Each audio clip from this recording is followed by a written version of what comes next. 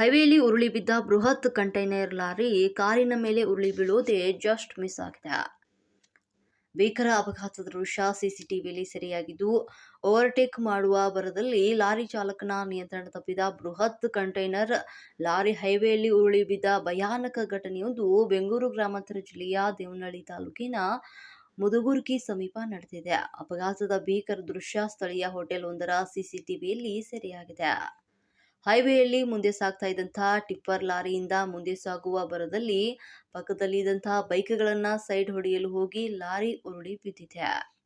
ಅದೃಷ್ಟವಶಾತ್ ರಸ್ತೆ ಬದಿ ನಿಂತಿದ್ದಂತಹ ಕಾರಿನ ಮೇಲೆ ಲಾರಿ ಬೀಳೋದು ಜಸ್ಟ್ ಮಿಸ್ ಆಗಿ ಕಾರಿಗೆ ಟಚ್ ಆಗಿದೆ. ಇದರಿಂದಾಗಿ ಕಾರಿನಲ್ಲಿದ್ದವರು ಬದುಕಿದೆವು ಅಂತ ಭಯದಿಂದಲೇ ಕಾರಿನಿಂದ ಇಳಿದಿದ್ದಾರೆ. ಇನ್ನು ಲಾರಿಯಲ್ಲಿದ್ದಂತಹ ಚಾಲಕ ಬಿಹಾರ ಮೂಲದ ಧರ್ಮೇಂದ್ರ ಹಾಗೂ ಕ್ಲೀನರ್ ಲಾಲ್ಚಂದ್ ಅವರು ಗಾಯಗೊಂಡಿದ್ದಾರೆ. ಇವರಿಬ್ಬರನ್ನ ದೇವನಹಳ್ಳಿ ಸರ್ಕಾರಿ ಆಸ್ಪತ್ರೆಗೆ ದಾಖಲು ಮಾಡಲಾಗಿದೆ. ವಿಜಯಪುರ ಪೊಲೀಸ್ ಠಾಣಾ ವ್ಯಾಪ್ತಿಯಲ್ಲಿ ಘಟನೆ ಜರುಗಿದೆ.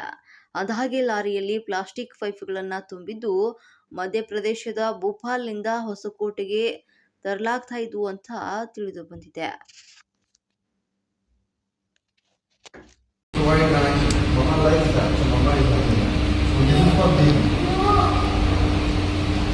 వీళ్ళు చూసారు బాగా పెట్రోల్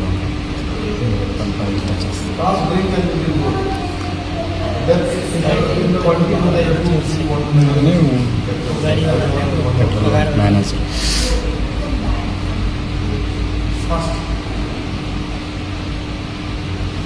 check the